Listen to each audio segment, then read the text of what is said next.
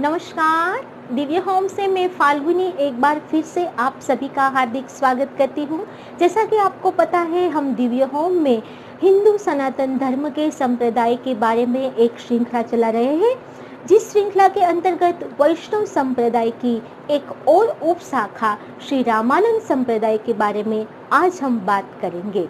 लेकिन इससे पहले कि हम चर्चा आगे बढ़ाएं, रोज की तरह मुझे कमेंट बॉक्स में जय श्री राम लिखें और मेरी चैनल को सब्सक्राइब करें, क्योंकि श्री रामानंद संप्रदाय, जैसा कि नाम है, उसके संस्थापक थे श्री रामानंदाचार्य, जिन्होंने विष्णु के अवतार भगवान श्री विष्णु के अवतार श्री राम को की विग्रह छवि को जन जन तक भक्ति आंदोलन में जोड़ा। इसीलिए उसे श्री रामानंद संप्रदाय नाम दिया गया है, जिसे बैरागी संप्रदाय भी कहा जाता है।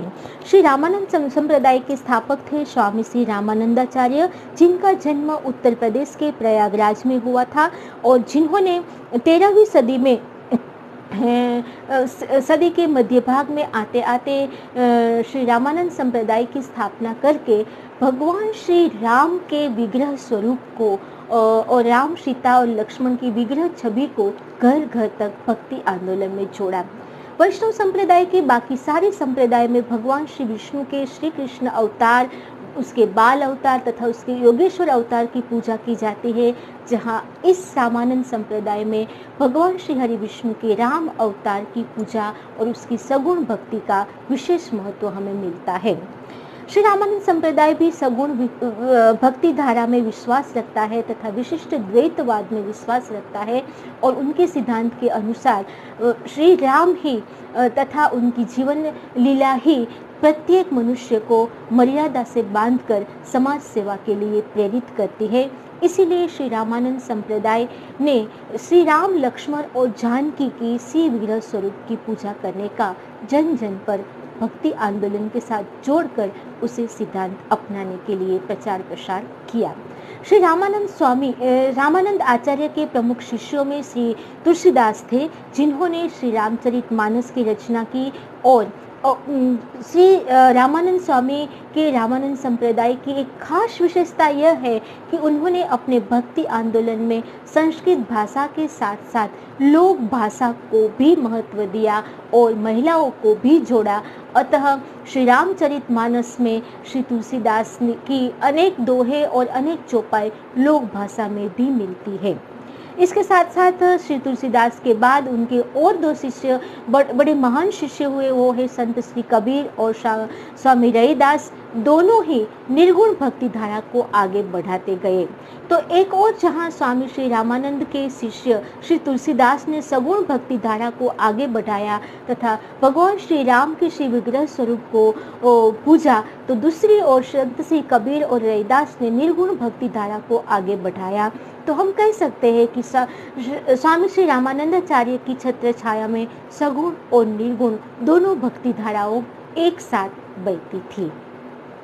हालांकि दोनों धाराओं में लोक भाषा का विशेष ख्याल रखा गया। संत श्री कबीर और रैदास के दोहे में भी हमें अनेक तरह की लोक भाषाओं के शब्द मिलते हैं, तो तुलसीदास के श्री रामचरितमानस में भी हमें अनेक लोक भाषा के चौपाई और दोहे मिलते हैं।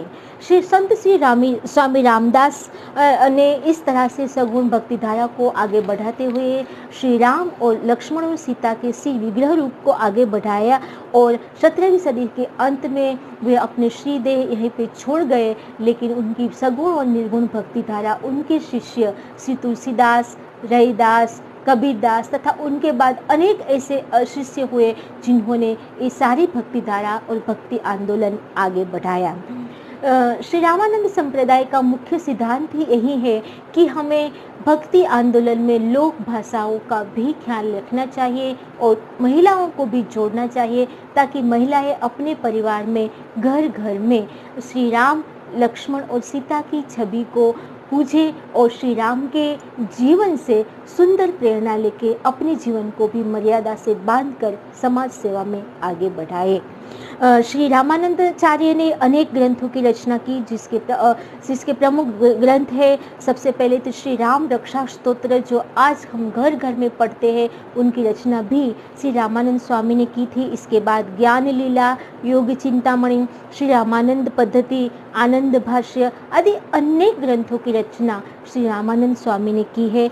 उनके प्रमुख तीर्थ स्थान है जो काशी का पंचगंगा घाट है, वहाँ का जो श्री मठ है वो उनका प्रमुख तीर्थ स्थान है।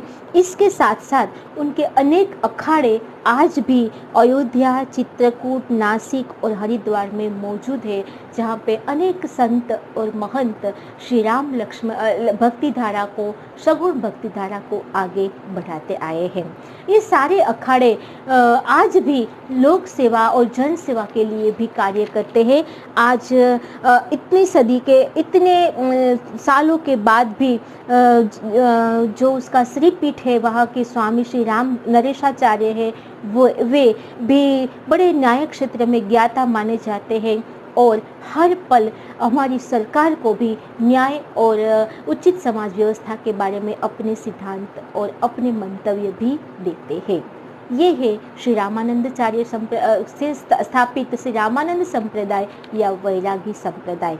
आप सभी को पता है कि हम दिव्य होम में लगातार हिंदू धर्म के विविध संप्रदायों के बारे में जानकारी देते आए हैं, जिसमें वैष्णव संप्रदाय के 8 मुख्य उप शाखाओं के बारे में हमने एक के बाद एक वीडियो आपको दिखाए हैं। अगली वीडियो में हम पूरी कोशिश करेंगे हम शैव संप्रदाय यानी कि शिव संप्रदाय की प्रमुख धाराओं के बारे में आपको जानकारी दें। आप सभी से नम्र निवेदन है कि आप भी हिंदू धर्म की विविध सिद्धांतों को जन जन में फैलाएं, हिंदू धर्म के बारे में लोगों को जागरूकता प्रदान करें और ऐसे वीडियो अपने फ्रेंड सर्कल और सोशल मीडिया में शेयर करें। देखते रहिए दिव्य होम। नमस्कार।